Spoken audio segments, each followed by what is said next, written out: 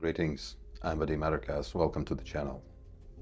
Another tough week for Ukraine, especially for the civilians, where the skies have become defenseless because Ukraine is very short of air defense supplies.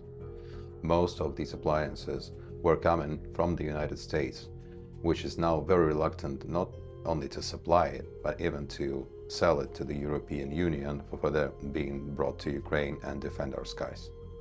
This situation has arisen inter alia from Donald Trump's belief that this war is not his war, but Biden's one, and this war would never have happened if he was at the time a president. The statement is very hard to verify since the mancat has not yet invented the reality transformation machine. However, there is a head to this tail of a coin, which is the consideration of how Ukraine felt when Biden was handling the war-related matters versus now, when Trump is doing it. And I must say that Biden's war was much easier for Ukraine to sustain than Trump's one. When the supplies are cut, when the pressure is exerted upon the victim of the aggression and not on the felon bully, and when everything, even the lives of the civilians and their peace, is a matter of business negotiations. And besides, stating something is not yours if inherited from your predecessor, well, in this case, what about the executive power that has been transferred upon assumption of the position? What about state premises, other functions?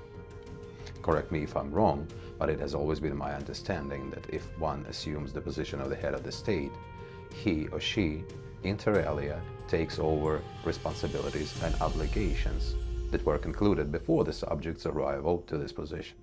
Like, for instance, the obligation to defend your spouse is not included in any marriage contract, but would a husband name himself after he is not able to protect his wife in front of a bully in the street? Or maybe I'm just too idealistic? Of course, I understand that neither American nor German or French soldiers are willing to die on the battlefield fighting for Ukraine. This is out of doubt. However, one very effective means of influence has been found, but unfortunately was immediately tempered by the American side. That was to deprive the Kremlin Red of his resources. The only one who can stop this war straight away is the one who started it, and the one who leads it and has been leading it throughout those almost 4 years.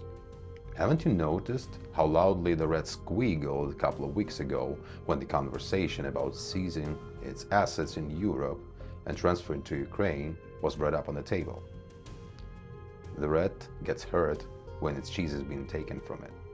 And, to the surprise of everyone, the United States administration opposed this strategic move, stating that it undermined the peace initiatives. Like stripping a killer of his garments undermines his striving for a bloodless life. Isn't it all just completely wrong here? And in the meantime, while the United States president is still not sure whether or not his admired phone pal from Moscow wants peace, the letter demonstrates his intentions quite clearly. Here is Lviv, some 600 miles from the nearest front line. Kiev, the capital.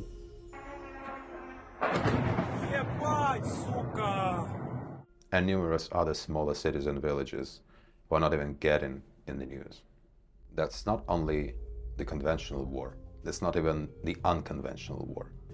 That's a terror against civilians, as a retort for not being able to advance on the battlefield.